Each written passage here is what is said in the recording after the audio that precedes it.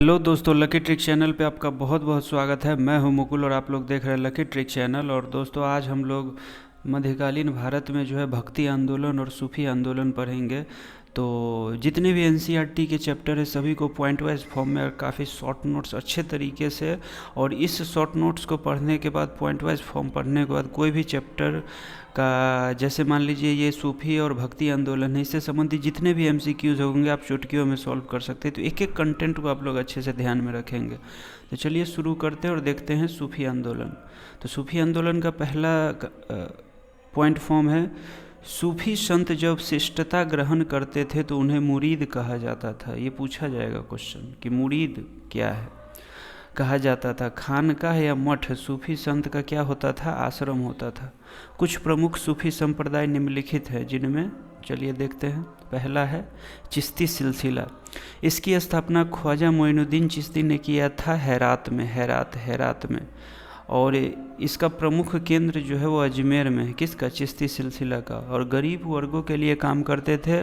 और इनके यहाँ शेख निजामुद्दीन औलिया, बाबा फरीद बख्तियार काकी, शेख हबीबुद्दीन और आदि रहते थे। बाबा फरीद की रचना गुरु ग्रंथ साहिब में शामिल की गई है।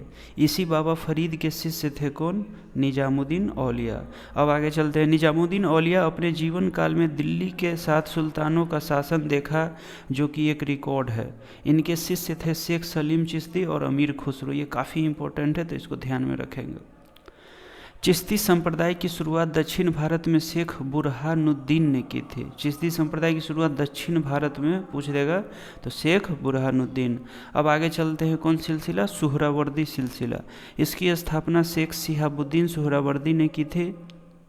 इन्होंने अपना केंद्र सिंध एवं मुल्तान को बनाया, लेकिन इसे भारत में लाने का श्रेय बहाउद्दीन जकारिया को जाता है। और इसी जकारिया को इल्तुतमिश ने इस्लाम धर्म का पथ प्रदर्शक भी कहा था। तो ये भी अलग से ध्यान में रखेंगे। इस धर्म के अन्य प्रमुख यहाँ सांसद लिखा गया है, तो ये थोड़ा सा मिस्टेक है। इस धर्म के प्रमुख जो लोग हैं वो कौन है? जलालुद्दीन, तबरीजी, बुरहान आदि। ये सभी क्या है, इस किस सिलसिले के हैं? तो सुहरावर्दी सिलसिले के। तो ये ध्यान में रखेंगे। सत्तारी सिलसिला। शेख अब्दुल्ला सत्तरी ने इसकी स्थापना की थी। और इनका प्रमुख केंद्र जो था वो कहाँ था? बिहार था। कादरी सिलसिला। इसकी स्थापना सैयद अब्दुल कादिर जिलानी ने की। बगदाद में इसकी स्थापना किया। और भारत में इस सिलसिले के प्रवर्तक मोहम्मद गौस है। यह गाने बजाने के इतने बड़े विरोधी माने जाते हैं कि शाहजहाँ का बेटा द्वारा इसी सिलसिले से ये क्या हुए थे? जुड़े थे। नक्शबंदी सिलसिला। इसकी स्थापना उबैदुल्लाह ने की, और लेकिन भारत में इसकी स्थापना का श्रेय किसको जाता है? ख्वाजा बाकी बिल्लाह की। और भारत में इसके व्यापक प्रचार का श्रेय किसे जाता है? शेख अहमद सरहिंदी को जाता है। तो नोट देखते हैं क्या है। फिरदौसी सुहरावर्दी सिलसिला का ही एक शाखा है। फिरदौसी जो है पूछा जाता है, फिर ऑप्शन में दे देगा। फिरदौसी जो है वो सुहरावर्दी सिलसिला का ही एक शाखा था। इसका कार्य क्षेत्र बिहार था। और इस सिलसिले को शेख शरीफ उद्दीन याहिया ने आगे क्या किया था? बढ़ाया था। अब आगे चलते हैं। नेक्स्ट जो आंदोलन था वो भक्ति आंदोलन। काफ़ी इंपॉर्टेंट है ये सभी आंदोलन, और पूछा भी जाता है एग्जाम में। इसका उदय सूफी आंदोलन के साथ ही हो गया था। और भक्ति आंदोलन का उद्देश्य पुजारियों और बिचौलियों के हाथों से ईश्वर का संदेश अपने नियंत्रण में लेना इसका उद्देश्य था। इसकी शुरुआत तमिलनाडु से हुई, जो बाद में कर्नाटक और महाराष्ट्र में भी फैल गई। दक्षिण भारत में भक्ति संतों के 2 मुख्य समूह थे जो भक्ति आंदोलन का विकास के लिए थे।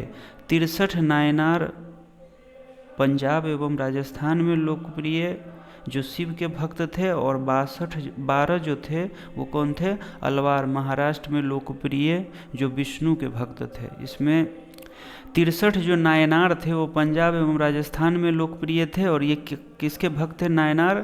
तो ये थे शिव के भक्त। और 12 अलवार महाराष्ट्र में थे, वो कौन थे? लोकप्रिय थे और विष्णु के ये भक्त थे। तो ये भी ध्यान में रखेंगे।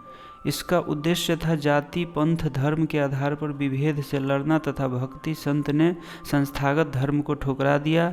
कन्या भ्रूण हत्या सती प्रथा के ये क्या थे? विरोधी थे। ये ध्यान में रखिएगा। भक्ति आंदोलन को दक्षिण भारत से उत्तर भारत लाने का श्रेय रामानंद को जाता है। सभी कंटेंट इंपॉर्टेंट है, इसमें आप लोग ध्यान में रखेंगे और काफ़ी अच्छे से इसको पढ़ेंगे। और भक्ति और सूफी आंदोलन से 1 से 2 क्वेश्चन मिल ही जाएंगे।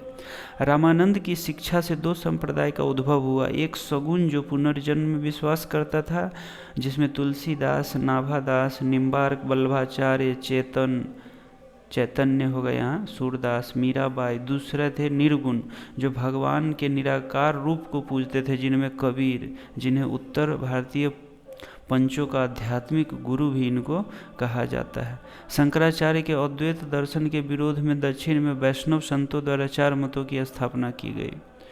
अब देख, ये पूछा जाता है काफ़ी एग्जाम में, विशिष्टा द्वैतवाद के प्रवर्तक कौन थे? रामानुजाचार्य। द्वैतवाद के माधवाचार्य। द्वैतावाद के निम्बार्काचार्य। शुद्ध द्वैतवाद के विष्णु स्वामी। तो ये सभी आप लोग ध्यान में रखेंगे। रामानुजाचार्य का जन्म मद्रास के निकट पेरम्बूर में हुआ था। अब आगे चलते हैं।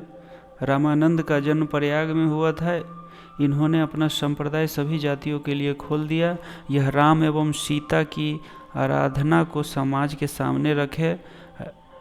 रामानंद के 12 शिष्यों में 2 स्त्रियां थीं, एक पद्मावती तो दूसरी सुरसरी।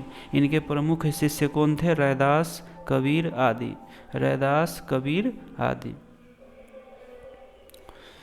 कबीर का जन्म वाराणसी में एक विधवा के गर्भ से हुआ, लेकिन उनका लालन पालन नीरू एवं नीमा, जिनके माता पिता थे, ने किया। दोनों ने इनका नाम कबीर रखा। इनकी पत्नी का नाम लोई था, कबीर की पत्नी का नाम। इन्होंने एकेश्वरवाद में आस्था दिखाया एवं निराकार ब्रह्म की उपासना को महत्व दिया और कबीर के अनुयायी कबीरपंथी कहलाए। और कबीर के उपदेश शबद सिखों के आदि ग्रंथ में मिलते हैं, तो ये भी ध्यान में रखेंगे। कबीर की कही गई वाणी का संग्रह बीजक में मिलता है, तो बीजक काफ़ी इंपॉर्टेंट है। जीन का संकलन धर्मदास द्वारा किया गया था और कबीर की मृत्यु मगहर में हुई और कबीर सुल्तान सिकंदर लोदी के क्या थे? समकालीन थे। गुरु नानक का जन्म तलवंडी नामक ग्राम में हुआ था, जो अब ननकाना साहिब के नाम से जाना जाता है। इनके पिता का नाम कालूराम था। गुरु नानक, कालूराम काफ़ी इंपॉर्टेंट है, ये पूछा जाता है। गुरु नानक ने देश का 5 बार चक्कर लगाया, जिसे उदासीस कहा जाता है। गुरु नानक के 5 बार चक्कर लगाने को उदासीस कहा जाता है। इन्होंने अपने पुत्र की जगह अपने शिष्य लहना, अंगद, ये सभी को क्या किया? अपने शिष्य लहना, जिसको अंगद कहा जाता है, लहना को अपना उत्तराधिकारी नियुक्त किया। इनकी मृत्यु करतारपुर में हुई। इसी नानक ने सिख धर्म की स्थापना की थी और गुरु नानक सूफी संत बाबा फरीद से प्रभावित थे। चैतन्य स्वामी का जन्म नवद्वीप में बंगाल मायापुर में हुआ था। इनके पिता का नाम जगन्नाथ मिश्र एवं माता का नाम सची देवी था। तो ये काफ़ी इम्पोर्टेंट है। तो दोस्तों, ये सूफी आंदोलन और भक्ति आंदोलन का कंटेंट काफ़ी इंपॉर्टेंट है, एग्जाम में पूछे जाते हैं और चाहते हैं कि आप इसको पॉइंट वाइज फॉर्म में शॉर्ट नोट्स में अच्छे से तुरंत रिवाइज कर ले, तो आप ज़रूर इसको पढ़ेंगे। और वीडियो अच्छा लगे तो हमारे लकी ट्रिक चैनल को आप लोग ज़रूर सब्सक्राइब कर दें। यूट्यूब पर लकी ट्रिक चैनल को आप लोग सब्सक्राइब, लाइक एंड शेयर कर दें और ऐसे ही वीडियो आते रहेंगे। सब्सक्राइब करके बेल आइकन का ऑल बटन दबा लेंगे। मिलते हैं नेक्स्ट वीडियो में।